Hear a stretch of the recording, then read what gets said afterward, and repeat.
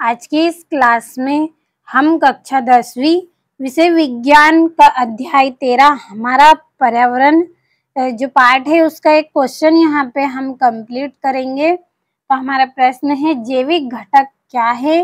कार्य के आधार पर जैविक घटकों को कौन कौन से भागों में बांटा गया है। तो देखिए, जैविक घटक किन्हें कहते हैं और ये कार्य के आधार पर जैविक घटकों को कौन कौन से भागों में बांटा गया है। तो इस वीडियो में हम इसकी परिभाषा पढ़ेंगे और इसके घटकों को भी पढ़ेंगे। तो पूरा वीडियो आप लास्ट तक जरूर देखें। चलिए बिना किसी देरी के परिभाषा की ओर हम बढ़ते हैं। तो सबसे पहले आपको इस तरह से हेडिंग डाल लेनी है, जैविक घटक। तो हमारी परिभाषा है, पारिस्थितिक तंत्र के वे घटक जो सजीव होते हैं जैविक घटक कहलाते हैं। तो जैविक घटक हम किन्हें कहेंगे, तो आपको हेडिंग में ही समझ लेना है कि जैविक का मतलब है जो जीवित है, सजीव है, जिसमें देखिए जान होती है, जो एक स्थान से दूसरे स्थान तक चल फिर सकता है और कोई भी कार्य कर सकता है। तो इस तरह का जो जीव होता है उसे हम क्या बोलते हैं, सजीव कहते हैं। और आपको परिभाषा यहाँ पे समझनी है। तो सबसे पहले जैविक वर्ड से ही आपको याद रखना है कि जैविक का मतलब क्या है, जो जीवित है, जो सांस लेता है, बोलता है, एक स्थान से दूसरे स्थान पे चल फिर सकता है। तो इस तरह के जीवों को हम क्या बोलेंगे, जैविक घटक। तो आपको यहाँ पे समझ में आ गया होगा जैविक घटक का अर्थ। तो हम परिभाषा को पढ़ लेते हैं।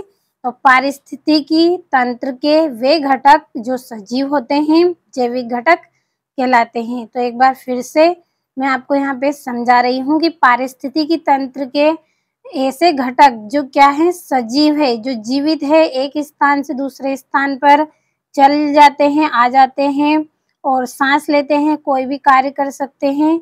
इस तरह के जो जीव होते हैं, जो घटक होते हैं, उनको ही हम क्या बोलते हैं, जैविक घटक कहते हैं। तो आपको परिभाषा अच्छे से समझ में आई होगी। अब हम जैविक घटकों को कार्य के आधार पर कितने भागों में बांटा गया है इनको भी पढ़ लेते हैं। तो आपको इस तरह से हेडिंग डालनी है, जैविक घटकों को कार्य के आधार पर निम्न 3 भागों में बांटा गया है। तो 3 भागों में देखिए कौन कौन से भागों में बांटा गया है। तो पहला है उत्पादक, दूसरा है उपभोक्ता, तीसरा है अपघटक। तो अपघटक को हम क्या बोल सकते हैं, अपमार्जक भी कहते हैं।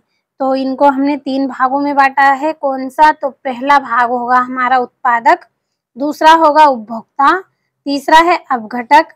अपघटक का दूसरा नाम क्या है, अपमार्जक। तो आपको परिभाषा भी अच्छे से समझ में आई होगी यहाँ पे जैविक घटक की। पारिस्थितिक तंत्र के वे घटक जो सजीव होते हैं जैविक घटक कहलाते हैं। ज्यादा कुछ नहीं है इस परिभाषा में, बहुत ही आसान और सरल है।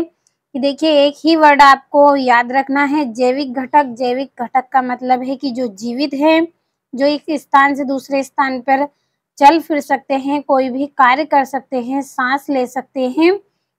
इस तरह के घटक क्या कहलाते हैं, जैविक घटक कहलाते हैं। जो किसके अंतर्गत आते हैं, पारिस्थितिकी तंत्र के अंतर्गत आते हैं। और ये क्या कहलाते हैं, पारिस्थितिकी तंत्र के घटक कहलाते हैं। तो पारिस्थितिकी तंत्र के वे घटक जो सजीव होते हैं जैविक घटक कहलाते हैं। तो ये आपकी परिभाषा हो गई। और यहाँ पे कार्य के आधार पर हमने 3 भागों में बांटा था। तो पहला है उत्पादक, दूसरा है उपभोक्ता और तीसरा है अपघटक। तो अच्छे से स्क्रीनशॉट लीजिए आप यहाँ से और अपनी नोटबुक में अच्छे से नोट कर लें इनको और अच्छे से आप कंप्लीट कर लें।